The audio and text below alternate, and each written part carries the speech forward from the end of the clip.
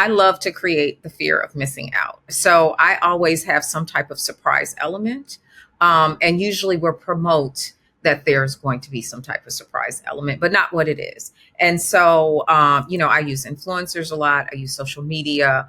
I have done little mini events where, someone has popped out and, performed or something like that to promote the show.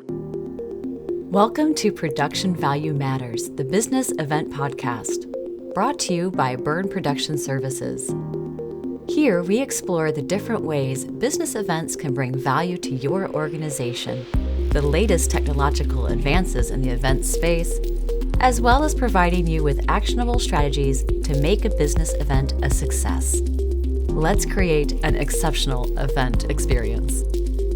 Welcome to another episode of Production Value Matters, the business event podcast. Today, I'm thrilled to welcome Yvonne McNair, a distinguished event producer and the Chief Experience Officer at Captivate Productions. Yvonne is celebrated for her innovative approach to event production across the entertainment industry, where she's not only worked with iconic artists like Prince, but also orchestrated large-scale, memorable events for major brands, including VH1, NBC, and Google. Before founding Captivate Productions, Yvonne earned accolades for her work, including 2 Emmy nominations for her exceptional ability to blend creative vision with strategic marketing. Her projects are renowned for their dynamic engagement and meticulous attention to detail, setting new standards in event marketing. Yvonne, welcome to the podcast. Thank you for joining me today. How are you? Thank you for having me. Thank you for having me. I'm great. How are you? Yeah, great. Just start off, share with me what initially drew you to the world of event production and what continues to fuel that passion. Sure. My mom would say that I, started loving events as a child. In New Orleans, wrestling was actually really big. And my grandparents used to take me to see wrestling at the Superdome. And I was always enamored by the lights and, the production of it. And so that's what she would say. But really, it was my love of music. As a child, I didn't watch much TV. I loved music. Not to age myself, but I would always read the liner notes to find out who was behind the scenes on music. And, I would just sit in my room and listen to music all day. And I got my start actually producing concerts. And that was because, I started in PR working with music artists.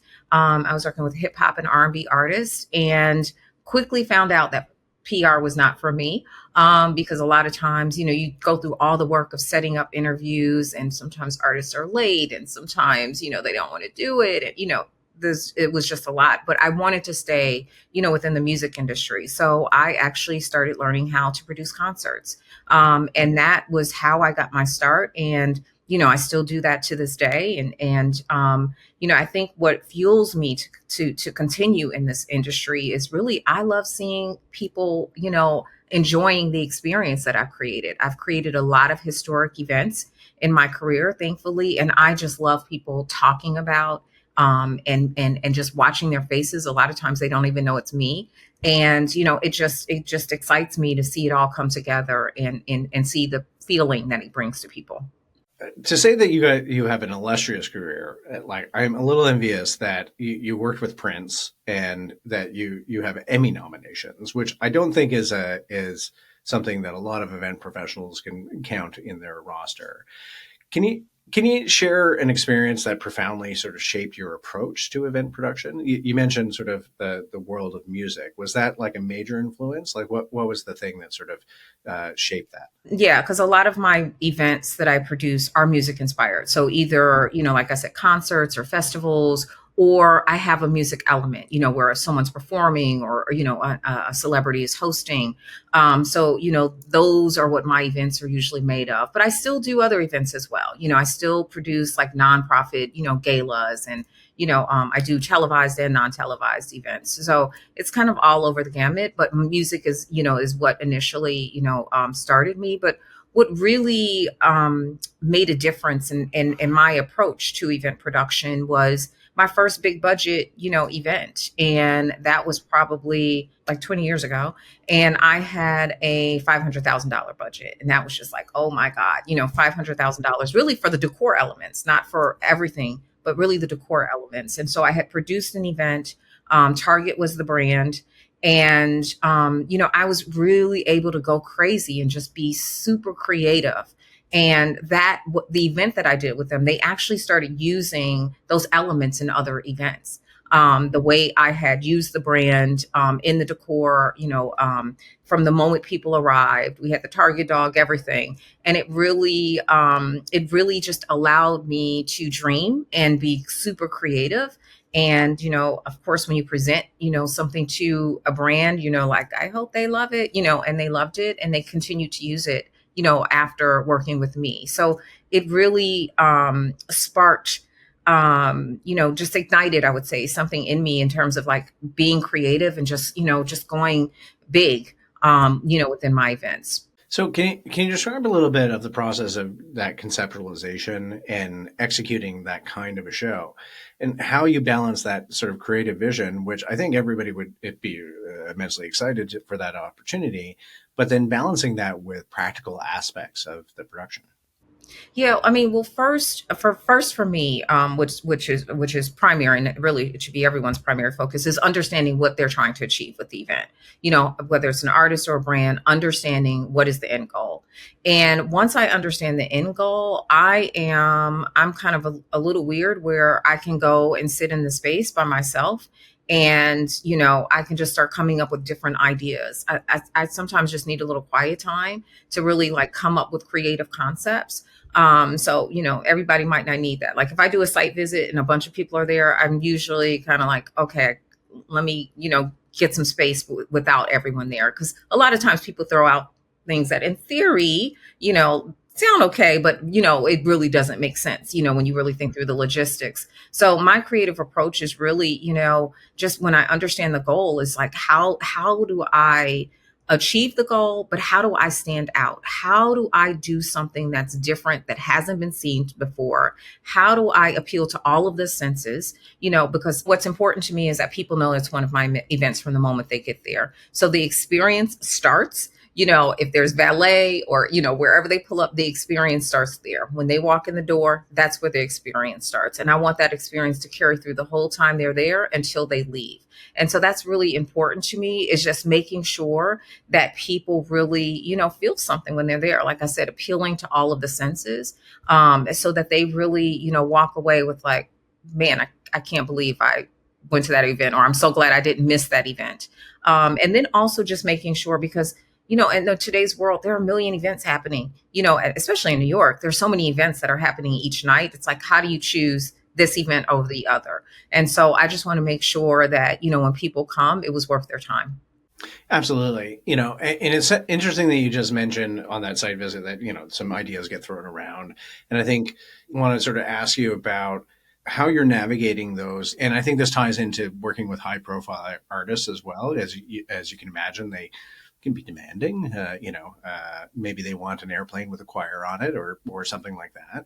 And balancing that practicality and navigating the delicacy that it takes, because I'm sure working with a high profile artist, they have a vision, they have a thing, they that must happen at this event, right? And how you're navigating the practical approach of, I mean, it would be great to do that, but and how you're managing that.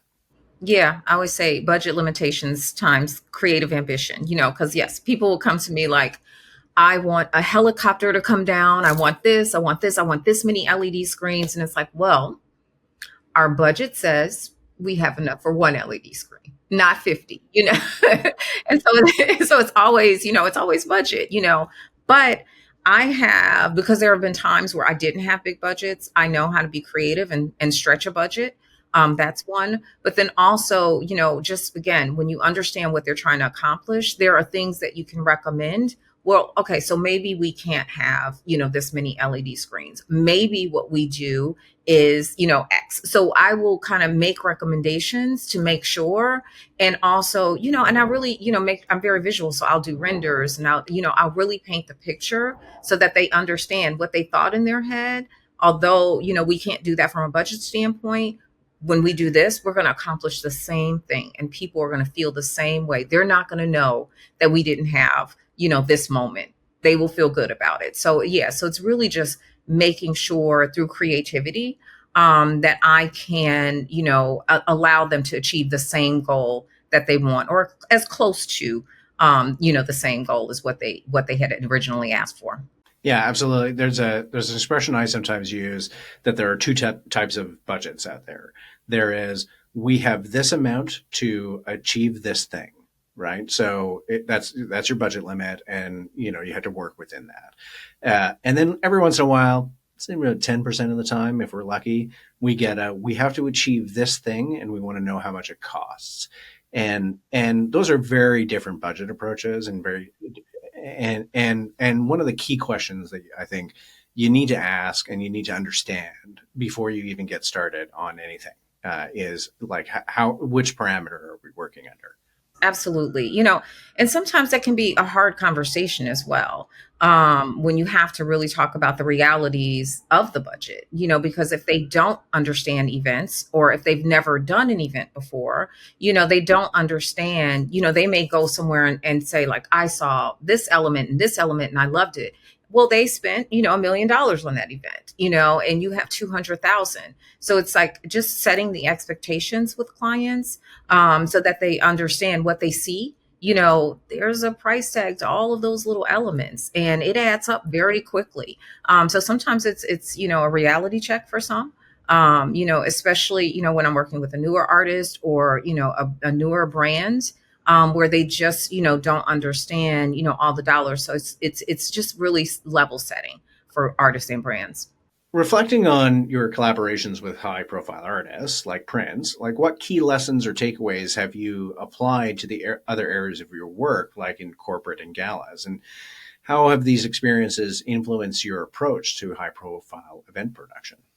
Sure. I mean, when you work with someone at the top of their game, like a Prince, or someone who is very demanding, you learn to be extremely resourceful. And everything I've learned from that experience, I have taken through everything else that I have done, because it was very fast paced. So it was learning temperament, of being very even keel in stressful situations. So yeah, so I apply it, although it's, a regular corporate client, they still have the same types of demands, that they want met. So it's really, I would say the biggest things that I've learned from those types of clients, high profile clients, is, really being resourceful, and really, having a better temperament, because you have to do I couldn't even stories to, the stuff that you have to deal with, is very interesting. So just understanding, and everybody has different types of pressures, so it's just understanding really how to deal with people. Yeah, it's funny.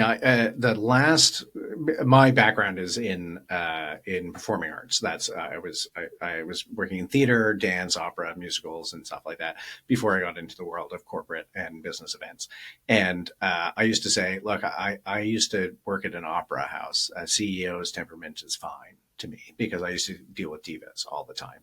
And so I think that's what you're sort of hitting on, that that experience with those high profile artists were able to set you up to easily navigate the high profile clients in the corporate and business Yes. world. Yes. Yeah, Totally absolutely. agree. Yes. You understand. Yeah. So based on your experience, what are some of the common compromises between sort of an artistic vision and logistical feasibility you've navigated? And how do you ensure those compromises don't dilute the event's impact? I think, again, it goes back to budget. That's usually the biggest compromise we have, is budget. And then just, the parameters of a particular venue, when there are, things that people want to accomplish that the venue does not support, in terms of, say it's, fireworks or pyro or something like that. Sometimes there are elements that you want to do that just don't work for this space, or don't work for this market. Even every show sometimes can be a little different based on the market. So compromises is really just talking through, so that people understand the approach to, if we're doing a multi-city tour, if we're doing a multi-city event, is what's going to be different in this market than it was, because it's not one size fits all. There's different cultures in each market. So it's really, I have to do a lot of I won't say explaining, but I have to do a lot of convincing sometimes on, why we're not doing the same thing every time and how we have to make shifts to meet the demands of a specific market. So do you find that that conversation, because it goes to an idea of brand consistency, right? That is the challenge, that you have to recontextualize brand consistency in experience than it is in execution, if that's the right way of phrasing it? Yeah, yeah, I understand what you mean. Yes, it is. I mean, obviously, the brand is the brand, but sometimes, people have different feelings about the brand. And so, with that, you might have to make some adjustments. Especially if you're looking at selling tickets, you have to make some adjustments sometimes, to fit the market. And, a lot of times, and I don't know if you've ever gone to see, like a Las Vegas show. There are elements that work well for a Las Vegas show that don't translate for a regular show in Chicago. It's totally different. You can't pick that same show up and take it into a different market and it be the same, because Las Vegas has a different appeal.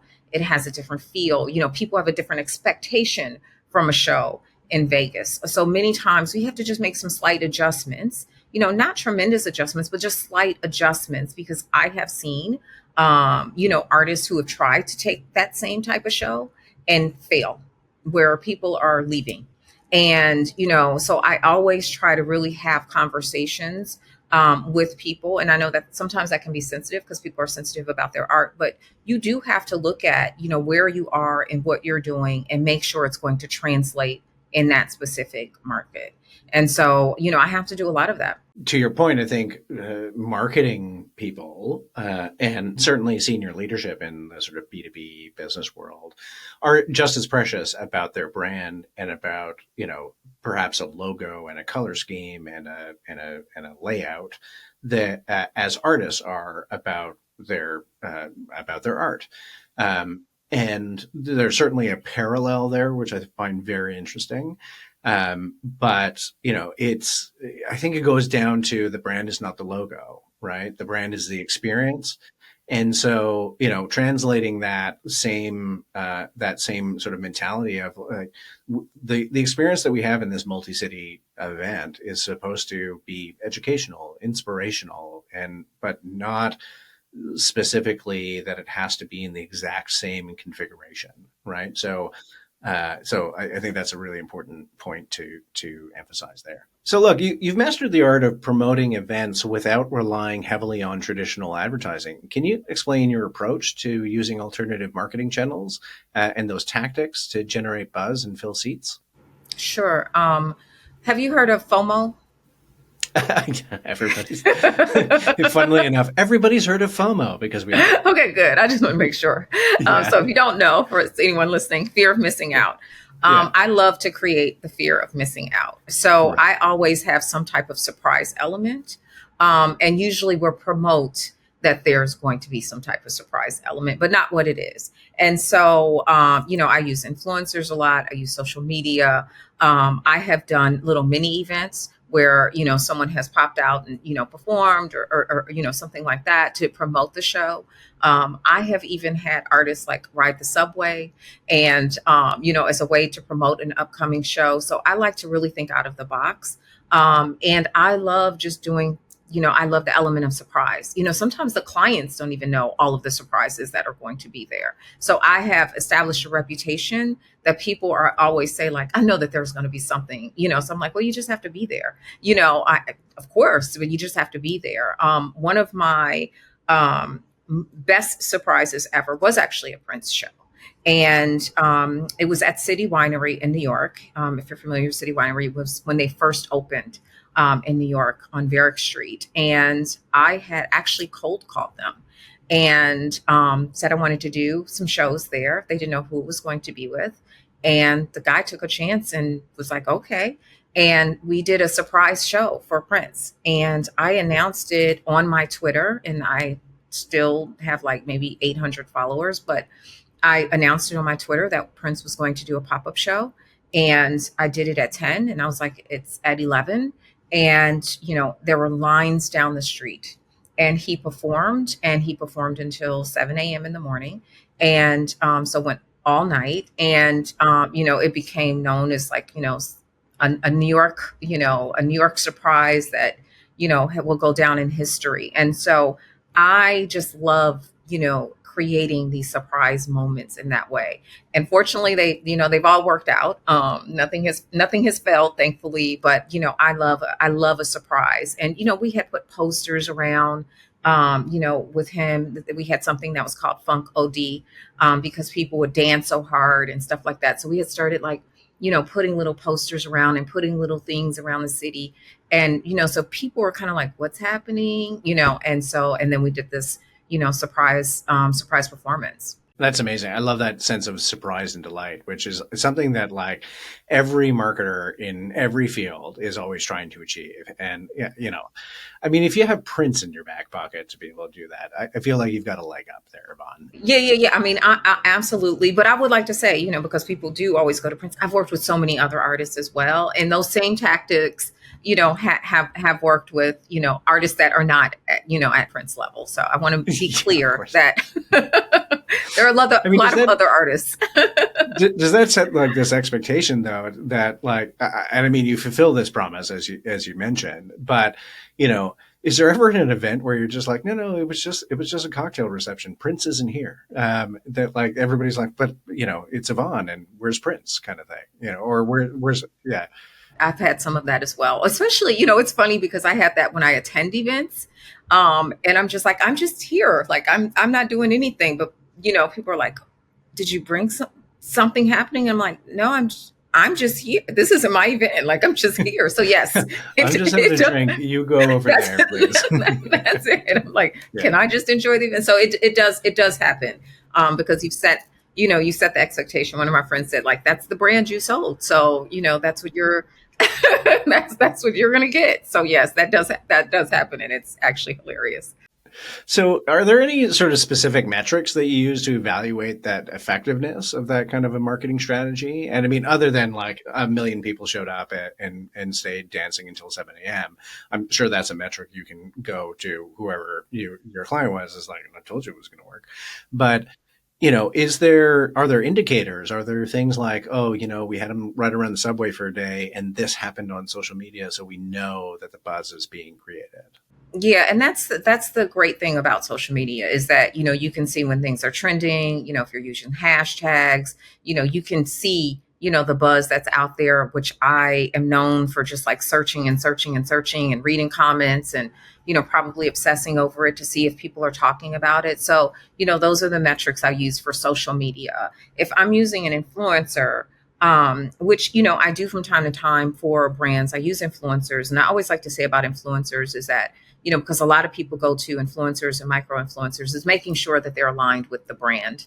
Because it's not just about followers, it's about like the engagement actually, because someone can have millions of followers, but it doesn't translate to anything. So it's really important to look at the actual engagement that they receive. And that's likes or comments and shares, not just followers, because that does not always translate into we're going to sell all the tickets and that people are going to know about us. So I really do a lot of research online to follow up. I mean, of course, I've done surveys as well to see what people thought about the event, which, that's pretty standard. But most times, since I'm using a lot of pop-up experiences, I will look to social media to tell me, what kind of buzz it had and if it was successful and what people thought about it.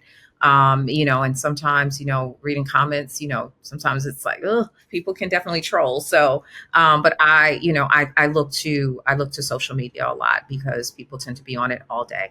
And I also do a lot of content. I do, reels and short form content for like TikTok, and those are methods that I use and track the progress on those as well. So, I mean, social media is, and other digital platforms are constantly transforming how we look at events and entertainment, whether it be in the music industry or B2B events. Have you evolved your production strategy to leverage these channels while maintaining that integrity and excitement for a live experience? Like, how are you leveraging that? Obviously, the pandemic changed a lot of that as well. So, live streaming has become big, and on-demand content as well. One of the Emmy nominations that I received was actually for a live stream concert that I did. And so live streaming has really been a great way to, allow people to see what's happening from from the privacy of their homes. And then obviously I can get ad dollars and, support from that. So yeah, so I use a lot of live stream. I use a lot of recorded content. And that's pretty much been the biggest thing that I've used in terms of digital is recorded content. And so when you say live streaming, are you mostly like behind paywall kind of things and leveraging ad dollars, or like are you leveraging more short form content, like in the TikTok world kind of? I've done all of it. So for some of the live stream, I have done behind a paywall. For some of the live streams, I've done free, and like you said, I can get ad dollars from it. Most of the content is, a full show, because people, if they're not going to the show, they still want to be able to see the show, and so I'm able to monetize that. So I've done both of that. Some of the short form content, yes, I can monetize that as well, but most of it is long form. Excellent. Excellent. So as we wrap up these episodes, I always like to give the listeners a practical thing that they can go out and do after listening. And so I kind of want to go on the whole idea of the surprise and delight, because that was such a great insight on trying to bring that in. And so if somebody listening to this episode really wants to create that sense of surprise and delight without having to go and I don't know, book Chris Hemsworth show up, which could be extremely expensive. What practical advice would you give to a listener to sort of integrate that into their next their B2B event? Like I said, obviously I've worked with some, high level celebrities, but I've worked with, brand new artists. And so you don't always have to have a big budget for a surprise and delight. Like I said, riding the subways, $3, so it's like, creating a moment on a platform, that's nothing. There are ways to do stuff for very little budget that will get people talking. When I am working with an artist or brand, look for ways on how we can partner and how we can come up with something to do the surprise and delight. But you don't need a big budget to come up with something. You really don't. You just need creativity. And so I would say understand what the business goals are. Talk to, whoever you're working with to figure out what you can do that can add some excitement around the event. But definitely don't think that you have to spend, a big budget to do it. There are very easy ways to, do a pop-up. And, I've done pop-ups at local Harlem restaurants, where we just popped up, and so that costs nothing. It's really just starting to think out of the box and using creativity to come up with something that will get people going. I don't do things with the intent of going viral, because then it seems more performative. But I do things with the intent of just increasing awareness about what I have coming up. So, and if it goes viral, great. But it's not my goal to just go viral, because again, that doesn't mean that people are going to run out and buy tickets. That just means people are seeing it. So I just think it's about being creative and not thinking that you do need to use a big budget to come up with something to surprise and delight. Yeah, but the thought that just occurred to me on that is like, yes, on that sort of viral and awareness. Look, if you screamed a siren in the middle of a crowded room, everybody would be aware of the siren. They just wouldn't like it. But if it was, I have a terrible metaphor, but if it was something a little bit more pleasing or creative or experiential based, then yeah, it would be memorable, and yeah, it might go viral, and everybody would be aware of it. But it would be a little bit more meaningful.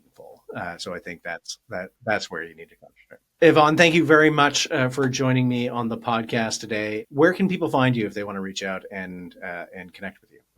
Sure. I'm big on Instagram. So my Instagram is Yvonne McNair _CMG, and then LinkedIn, which is Yvonne McNair. So those are my two biggest platforms that I interact and engage on.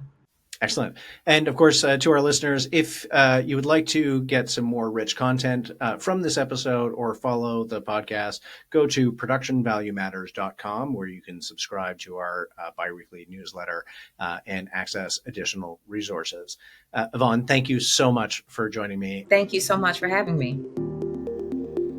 Production Value Matters, the business event podcast, is brought to you by Byrne Production Services. To find out more about Byrne Production Services and how putting on events can drive value for your business, visit byrneproductionservices.com. Make sure to click subscribe so you don't miss any future episodes. And on behalf of the team here at Production Value Matters, thank you so much for listening.